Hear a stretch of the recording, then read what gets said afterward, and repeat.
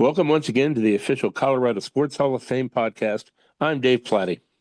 And I'm Jim Saccomano, and we are your co hosts. Between us, we have 88 years of experience working in media relations in Colorado sports.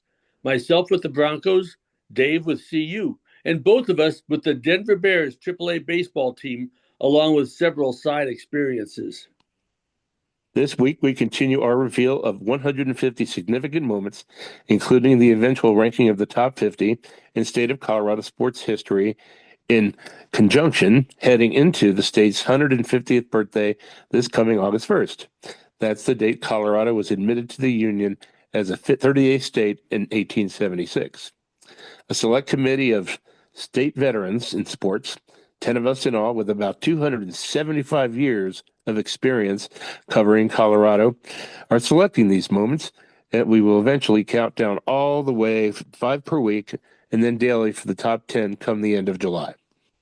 We begin with numbers 150 through 146 last week. So this week, we are revealing the next 5.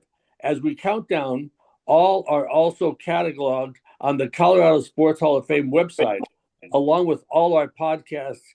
Go to coloradosports.org, click on the menu bar, and then top 150 moments or podcasts. But first, before we get into the countdown, we've been revealing other moments in Colorado sports history in or around the day that we do these. So there aren't, that won't be in the top 150. As I've said, in the past podcasts, I've now isolated over 1,900 moments in Colorado sports history, and it's going to lead to a book down the road. But the key to this whole project was they're significant as to the importance at the time when they occurred. And as I pointed out before, it's the late, great sports editor of the Boulder Camera, Dan Creedon, once said to his reporters, history did not begin when you decided to start paying attention to it. For example, on January 12, 1982, Aurora Central High School and Trinidad Junior College pitcher Danny Jackson was selected first overall by the Kansas City Royals in the Major League Baseball secondary phase draft. To date, Jackson has thrown the only immaculate inning in the World Series, which is striking out the side in a minimum of 9 pitches in the 7th inning of Kansas City's 6-1 Game 5 win at Busch Stadium over the St. Louis Cardinals. Now let's go back to January 13th, 1974. Denver native and Northern Colorado graduate Ben Dreith was a referee in Super Bowl 12 in Houston. Super Bowl 7. Got to get my Roman numerals straight. In Houston, Miami 24, Minnesota 7, the first official from the state of Colorado to work a Super Bowl. Dreith was an original AFL official in 1960 and would also officiate Super Bowl 15 in a 28-year career as a pro football official. Imagine that, the Super Bowl, the second Sunday in January, as opposed to now when they're approaching Valentine's Day. Amazing. As Casey Kasem used to say on American Top 40, and now on with the countdown. One of the greatest moments in Colorado sports history, number 145. Okay, we're going to past to after the Denver Bears were sold to John DeCue, and he changed the name to the Denver Zephyrs. On June 2nd, 1987, Joey Meyer hit what many have documented as the second longest home run in the history of baseball, 582 feet in the Zephyrs' 14-7 win over the Buffalo Bisons. Meyer's shot landed in the upper deck in left field at Mile High Stadium's massive east stands. Actually, he had 3 home runs in that game, driving in 7 runs in all. His long blast came on a 2-2 pitch from Mike Murphy in the bottom of the 7th inning. On September 10th, 1960 in Detroit, Mickey Mantle hit a home run estimated at 643 feet that coined the phrase at the time, tape measure home run. The Yankees beat the Tigers that day 5-1, and universally that is considered the longest home run ever hit. One of the greatest moments in Colorado sports history, number 144. On September 4th, 2004, at 12:30 p.m. Mountain Daylight Time, the Altitude Sports and Entertainment Network went on the air, property of Kroenke Sports Enterprises, KSE. Over $10 million was spent on building a studio, installing production equipment, hiring personnel, and marketing the channel. The first program, a 30-minute special on the making of the network. There were 850,000 to 1 million subscribers at its launch. That's a heck of a number. The first game was supposed to be the Colorado Avalanche's season opener on home at October 1st against San Jose, but the NHL lockout on September 16th canceled the season. One of the greatest moments in Colorado sports history, number 143. On January 5th, 1982, we're going to go up north to Fort Collins. Colorado State senior guard Kathy Lightfoot scored 45 points in a 118-54 drubbing over Southern Colorado. To date, the most points in a single game by a Division I player in the state. Lightfoot made 21 field goals and was 3 of 4 from the free throw line. And remember, back in 1982, there was no three-pointer yet. I couldn't tell you if those were layups or all from outside the key, but, making 21 field goals in a game is quite an accomplishment.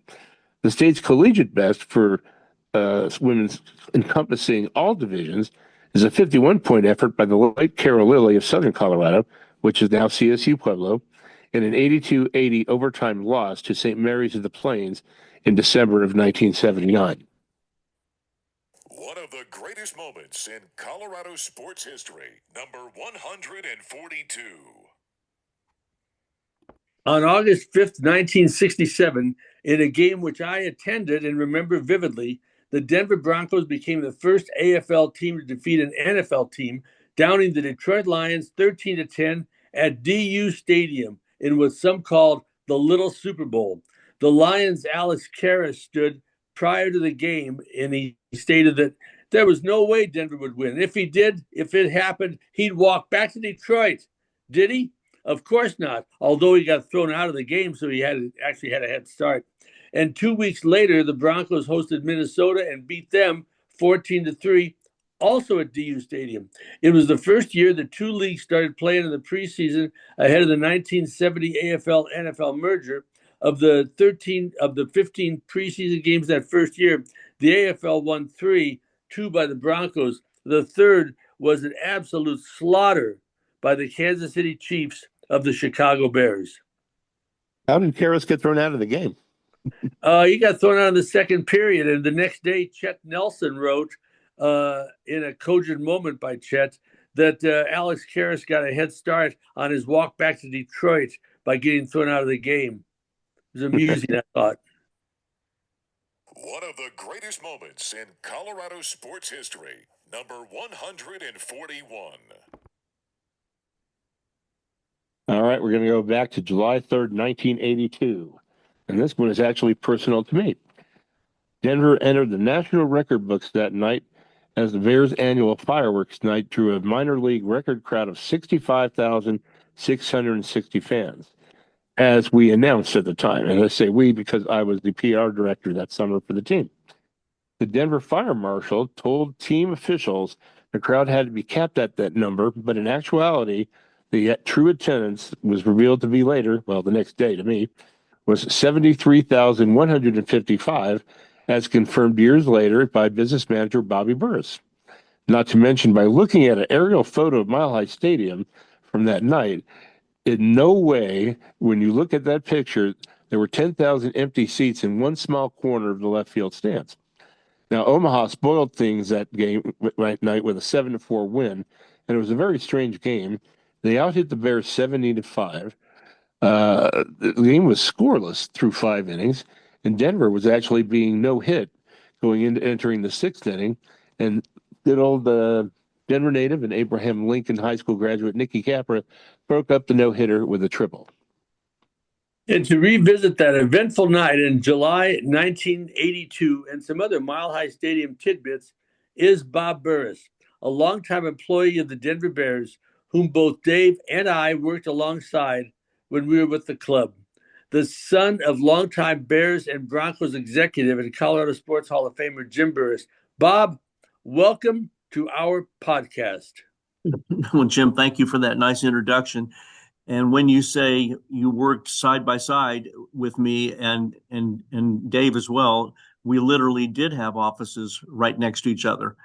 Isn't that correct? Oh, it absolutely is correct. I remember the moments fantastically, really. I think of you more often and better than I think of many people with the Broncos. You know, you were special, Bob, and it's great to have you on this air. Oh, you're just so kind. Of course, you and your dad didn't like the fact that one weekend I came in and painted my back wall green because I was going to paint a baseball diamond on there. But that pretty much stopped when you noticed the color and said, nope, just leave it that way. You're not going to do a baseball diamond on the wall. You know, I do remember that, Dave, and I hope that's the only time you got on his bad side. I hope. I think it was, yes. Yeah. But guys, I don't know what you really want to ask, but I want to just make one comment before that. I was also, Jim, at that Denver Bronco game, and wasn't that at DU when we beat the Lions? Yeah, the Hilltop, wasn't it? The Hilltop Stadium. And I remember my brother and I, we had to cross what was known then as the Valley Highway. We parked over there on the east side of the Valley Highway where a police station is now, and we had to climb the fence and we walked or ran across the Valley Highway to get to that game. Oh my gosh! Yeah, and that was, as you said, the first time the AFL ever beat the NFL in anything, right? Mm-hmm. It was. Mm-hmm. Yeah. That police station is still there, by the way. Yeah, that's right. Yes, that game had Lou Saban. Lou Saban was just beginning his tenure as the Broncos head coach. He had 3 rookie linebackers playing. It was incredible, just incredible. It was like a regular season game in terms of the tension and dramatics involved. Yeah, it was, and I don't know how many the capacity was at DU, but I know we weren't sold out early in those years, but we might have sold that night out. Jim, do you remember? I think it was about 22,000. Okay, yeah. Well, let's go back and first let's revisit Fireworks Night in '82. At the time, the only larger crowd in all of baseball was also Fireworks Night in Cleveland, and I think they drew about 69,000. But we can now correct it, at least for our local records, because we know how many people were there that night. I like saying I was the PR director for the largest crowd ever in minor league baseball history, because we did a little publicity ahead of it to break the record. But I don't know really how much I did to do it. I think Bob and his marketing team did a much better job in getting folks in the stadium that night, because the previous 2 years the crowds were around 58, 59,000, and those were setting records as well. But you've got a couple of stories special to that specific night in July of '82, Bob. Well, I do, Dave, and thanks. And a game that I have the picture, and you've seen it, elsewhere, of the 65,000. And you and I both know that we can wink and nod and accept that number. But as you recall, there was a little over 73,000. And that was the fire marshal, the Denver fire marshal, who I don't remember his name, who was, or what his name was. He was a really good guy, though. I mean, he got it. He knew that we were trying to set a record. And by the way, Dave, you might remember this. First of all, we had drawn 59,006, almost 700 the year before. But sometime during that winter, either you or I or somebody, maybe it was even Jim, we thought that we would try to set the all-time minor league attendance record, but we didn't know what it was. Well, our research had back in August of '56 at the Orange Bowl, over 57,000 people had attended a Satchel Paige exhibition. But as you both recall, '82, there was an awful lot of talk about Major League Baseball in Denver, and we were trying everything we could to draw as many people as we could. But right. the kind of the magic to that potion, guys, was something that maybe I've never told you, but I had a meeting with Jim Baldwin, who was at that time president of King's Supers. And at that time there were 30 King Supers in the metropolitan area. And I came to him with the idea of just a one-time thing, but would you sell tickets to our 4th of July fireworks game at all 30 of your King Superstores? He said, I'll do you one better. I'll put in the Wednesday ad that we run every week in both newspapers.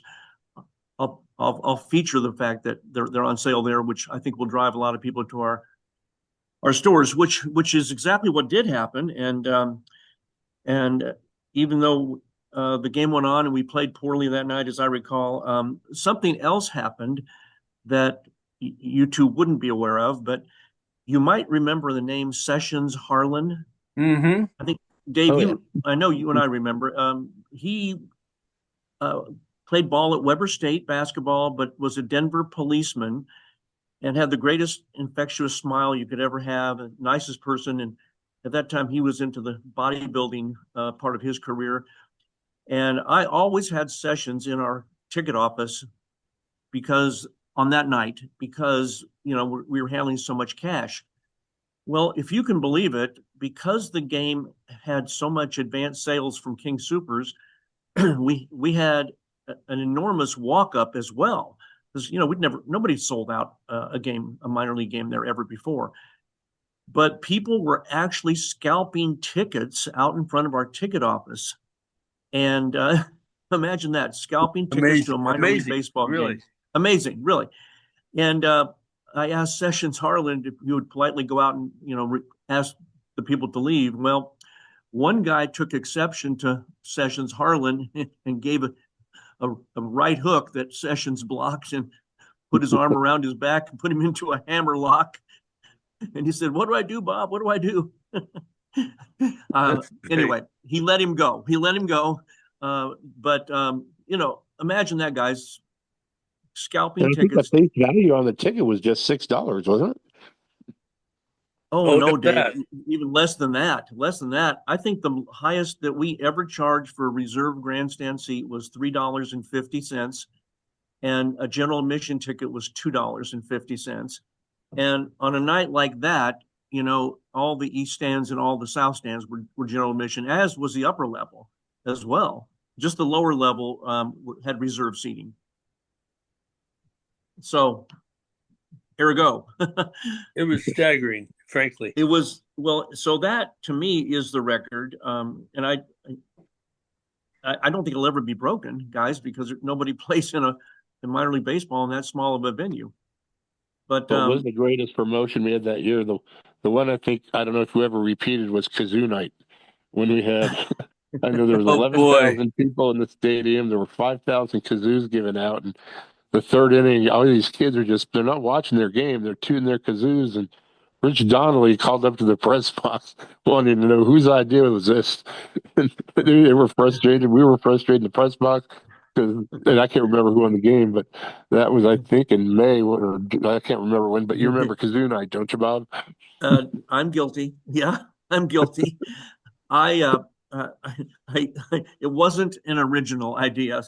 Somebody in the vendor business that I'd met at the winter meetings told me that a couple of teams had done it before, so I gave it a try. But it, pardon the pun, but if the music was flat, it just fell flat. But it was fun. But it was fun, and that's what I think most people remember about the Denver Bears, is that we had a really fun atmosphere for fans, very fan friendly. Ticket prices were good. We tried our best, with the concessions to do well, but we also, as you two will remember, we actually hired an outside firm to service the press box. You remember Kevin McNicholas, right? Oh, yes. He did my CU press box because of that year. Okay. Now it's Kevin just another at the name. Broncos used to serve prime rib and Rocky Mountain oysters. And many of our East Coast visitors, they didn't know what Rocky Mountain oysters were, but they thought they were delicious. Until Howard Cosell found out one night what they actually were. I was there when Frank Caraway told him. You should have seen the look on Cosell's face. It's funny. Oh, wow. By the way, I still have that kazoo in my office at CU. You're Well, a you might sick want to take man, a picture Dave. of it and send that to me. Hey guys, is one of your 150 or 140, whatever it is, the fireworks game in '79 as well? Oh yeah, Cox's home run. that's going to be in the top 20 if I had my way. Okay. And I don't Oh, think I'm okay. going to have much argument against it because it's one of the greatest comebacks in baseball history on any level when you're talking about being down 7 runs with nobody on with 2 outs. So that'll be up Right. there. And there'll be Yeah. some other Denver Bear ones through the years too, because as I pointed out in the open, up until 1960, the only real things in the state were minor league baseball and the colleges. So there were a lot of important moments coming up. And Jim will tell you when Denver got AAA baseball in 1954, when the announcement came in December that year, the banner headline of the Denver Post was huge. And it It was a was big it was deal it to was go from, massive. I've yeah. referred to the Denver Bears as an iconic franchise once upon a time, and I think that's true. There were the Newark Eagles or whatever, but the Denver Bears were incredible for about a 10 or 15-year period. They were a legend in minor league baseball. Well, in Jim, on top of that, um, I, I humbly will say that, yes, I think that's correct. I think we were thought of as the model operation, Oh, no question. and I know going to winter meetings, maybe the proudest thing for me was that I would, perennially be there with my dad, and even though we were minor league, boy, they all treated Jim Burris as a big leaguer, and not just for the crowds that we drew there on the marketing side, but just the fun atmosphere we created, and it was never about dishonoring the game, like like the Disco Sucks promotion that Vec did, or the bringing in a midget. We weren't able to do that. But anyway, I'm proud to say that we, for probably a decade there, we're probably one of the model franchises, and of course all that was aimed for the goal to get the Rockies there. Bob, you have a big, big role in my entire career. Oh, Jim. Really, you in the Oh. off season, you worked for the Colorado Rockies. That's the hockey team, and you sold tickets. And I remember one night when I left the Bears to go get my master's at CU because the government was going to pay for it and frankly give me money. And but then I worked for a couple of radio stations at the same time, and they were, to be honest about it, they were kind of hinky dinky. And but while I was the sports editor at one of the stations, I go to the Colorado Rockies game, and I was a little late, and the press had already gone to the game underway, and I was eating in the press box, and the only other person in the press box was you eating. And I said that, and you asked me how it was. We exchanged small talk, and I said, "That's fine, but I'd like to get back into sports administration." And you said, "Hey, Jim, your job is open with the Bears." I said, "What?" And you said, "Yeah, since I had left, Jim Burris had hired like 6-month guys, 6 months, 6 months off, 6 months on, and my job was open. Would you like me to put in a word for you?" You said, and I said, "Of course." And you did, and I did, and Jim hired me, and I'll never ever forget that moment, Bob. Well, that just really warms my heart, Jim, and I remember it like it was yesterday, and I'm so glad it worked out the way it did. So, yeah, you just never know, do you? You just No, you never never know. do. You never know. You never know, and but just harking back to that season, when I went over to take over the box office for the Rockies hockey team, Jack Vickers, who owned the team, had just fired a number of people there, and they had a promotion called Puck Bucks that you may or may not remember, but they were available at all the Vickers stores, gas stations. The problem is that you didn't even have to fill up, and you got a Puck Buck, and if your Puck Buck matched, it opened up and matched, both sides matched, you got not one free ticket, but two. So there were many nights in that box office at the Rockies where we had 18,000 people there, sold out. We didn't even take in $100. Oh my So gosh. probably one of the worst promotions of all Oh, time. I don't know oh, if any of you knew that or not, but it was I pretty did not. embarrassing to tell Mr. Vickers, yeah, well, we only took in a couple $100 tonight. He said, what do you mean we had 18,000 here? Hmm. Anyway, And and I speaking know what the Bears that's off the did for subject. me is, you hired me when I was still a senior in college. That much Right. to credit to Frank Haraway recommending me, but I Uh-huh. had to go back and graduate in December, but when you're sitting there and you're going to graduate and you don't know what you're going to do, I was invited back to work in '83 if I didn't land a full-time job somewhere. So I always had that security blanket back in my mind. And fortunately, CU gave me a full-time job as assistant SID. So I just wound up starting my career at CU full-time that January. But, to go into your final semester in college knowing you had a job somewhere was really quite the relief, and it made it a lot more comfortable and less pressure on me my last semester in college. So I owe that to the Bears as well. Well, thanks, Dave. And geez, we would have taken you back in a heartbeat, but excuse me, but that was a much better opportunity as it proved to be. But again, it's fun to say that I know a couple of guys that started out with the Denver Bears with me. Yeah, that's Let's go. pretty mildly, but anyway, thanks, Bob. Yeah. Yeah, Let's go back to the sure. stadium. Some instances that we had, because I don't think people realize, the Broncos had to play on a baseball infield up until Coors Field opened. What kind of problems did that always present for the Bears? Well, incredible problems because the outfield, left field was completely sod, and we've got ball players that don't belong to us, belong to the major league teams that are slipping and hurting their knees and things like that, and all kinds of issues. I don't think the infield area was all that good either because even though it was skinned, I just think there's a lot of bad hops there too.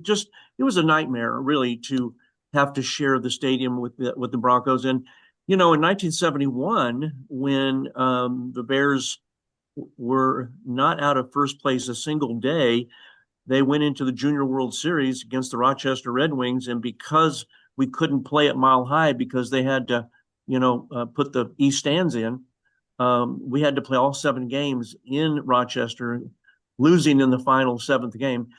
But I've often thought about what that would have been like had we had some games in Denver. But, And of but there were a course, lot of that was. challenges there, Dave. Yeah, a lot of challenges there with that. That I don't know if you And know this or not, but Woody Page once asked me if I'd be interested in having home run night, not home run derby night, but just move the East stands in to where they are for a Bronco game and do it for a Bears game. And Oh, that'd that be did, fantastic. Yeah, and that didn't go very far with Jim Burris. right. Um, Jim will that- remember about the '71 game as Denver was playing Miami, and they wound up tying it. And what was the name of that game, Jim, that was given it? oh, the half a loaf game. Yep. Oh, geez. Oh, I'm old enough to remember that. Oh, man. I was in the Army then. I was actually in Fort Ord, California, and I subscribed to the Denver Post, so I got it like 2 days later than anybody else. There was no internet then. It sounds crazy, but there was no internet. You got the paper 2 days later. You got it 2 days later. That was it. Yeah. I, Wait, I what think year was that, Dave? everybody 71. 71. 71. Okay. That was the Yeah. year Richie Steinblum hit 388 for the Bears, the That's highest average. I don't know if we'll ever see anybody at any level hit 388 again. and He was, if he was batting my dad was 400 alive, until like 2 weeks before. Yeah. and if my dad was alive, his comment would be, and then he started thinking about it, or else he would have hit 400. Uh-huh. Yeah. But he was boy, and Jim, I'm so glad you brought his name up. I reacquainted myself with him a few years ago. He's since passed, but Richie told me he said that year he had in Denver was so wonderful for him because see the big league club, which was the Senators, I think at the time, couldn't move him because he would be subject to waivers. So he had to stay there. So it was a great time. But then Billy Martin tried very, very hard to get Richie Scheinblum as a Yankee, and his rationale was that he said a Jewish kid from the Bronx, which Richie Scheinblum was from, would sell out Yankee Stadium every night with the Jewish community there. So I thought that was an interesting anecdote that I'd picked up from Richie when I reacquainted with him. That's so cool, Bob. So let's go back. Let's go down the music road now. I'm the musical guy here, as everyone knows, because my brother's accolades. But the first stadium concert in Mile High took place over 3 days in June of '69. It was called the Denver Pop Festival, and acts like Three Dog Night, Jimi Hendrix Experience, Joe Cocker, Poco, Crosby, Stills, Nash and Young were among all those acts. And stadium shows really hadn't taken off in this country until the Beatles played Chase Stadium in 1965. So they were starting to become all the rage. What role did the Bears have to play in scheduling those? Dave, the Bears played really no role in that. That was one of the few times where rock promoters approached us with a date that was available. So we weren't scheduled. So that was not an issue. But of course, the issues that come with the field and all that, et cetera. But I don't know that you remember this or not, but my job that summer was sweeping Mile High Stadium with a broom, not with any blowers because they weren't invented yet. But the Denver Pop Festival that you referred to, those 3 nights were an amazing 3 nights. First of all, the stars that were there are phenomenal. But second of all, there was tear gas, there was all kinds of things going on, and the next morning I had to sweep all that stuff up. And every once in a while, you'd get a whiff of the little tear gas, a little marijuana, and whatever else. But that's what I remember about it, Dave. Yeah, I remember walking into the stadium and walking across the field the day after. Holy smoke! It was yeah. It was amazing. You guys remember we had the Beach Boys, a concert there during the Denver Bears game? Oh yeah, we had. Yeah, fun day, as we like to say. Do you guys remember what the final score was? No. It was a tie. No. Jim had made a deal with the other team because the 2 words rock concert, just inspired fear in my dad's eyes because his idea of a rock concert and our idea of a rock concert are a lot different. But he made an agreement that if the game lasted longer than a certain time, then we would just, if the game was tied, we'd just call it a tie because we'd never done that before. And we were so worried as to what would happen, with, 5 or 6 hours of drinking. And I don't recall then any limitation on alcohol whatsoever. Do you guys remember? No, there was none. They just sold it. I didn't think so. Everybody drank it. Right. It's funny you bring up music with your dad because I remember, you might remember this, but we used to play the music when relief pitchers came in and then the post-game music from the press box. So we had played Help when we were the first ones to play Help when the opponent sent in a relief pitcher. And then we played it Celebration by Kool and the Gang. And your dad really didn't care for that kind of music. So he came in one day. This is the music I want you guys to play. It was all big band stuff from the 1920s. I remember that. I remember our shortstop, Stan Pappy, coming in and saying, "Please, Jim, please, can't you play the theme from Rocky or something? It's Mother's Day. I know it's Mother's Day, but you're playing, Tommy Dorsey stuff. Please." We hate it as we're taking our warm-ups anyway. Hey, that's okay. The 3 of us are I know, all chuckling at my father, who really was a dinosaur. I remember one time he came home and he came home to our house in Lakewood and all 6 kids were there, mom and dad, and my dad was so proud to tell us that he had just been on an airplane with John Elton. And we all just started laughing at him because he thought that was a big deal to be with John Elton as opposed to Elton John. Mhm. But that's how out of touch he was. But, as I sit here and think about this, I had a really great opportunity because Jim really didn't want to really work on the marketing and sales side. And, I Oh, did. it was I glorious did. for And you. but it also protected me a little bit if it failed because, not all that many people were going to know about it. And we only really had one bad failure, and that was when we brought Waylon Jennings in. And that was the only failure that I can remember. So, but the Tell you chicken was what, though, certainly fun. Bob, your dad would fight with those major league teams to get the best players and to win titles. And I think he was legendary, and he was so different from the GMs of today. And that's just the way it is. But boy, he was a legend, Bob. Well, and thank you for saying that. I think so too. But he was a incredible baseball man, Jim. Wouldn't you say that? Isn't that Yeah, how you describe him? absolutely, absolutely. When I asked Tony La Russa a few months ago for a quote on Jim, he said Roland Hemond, who obviously very, very great executive, Roland Hemond, who hired Tony first with the White Sox, and Jim Burris were the top two best baseball men there ever was. And I just thought that was, You know, I get it. Maybe a lot of people wouldn't, but I we think we ought all to get we ought to pause to genuflect at that statement. That's it. incredible. Oh Well, gosh.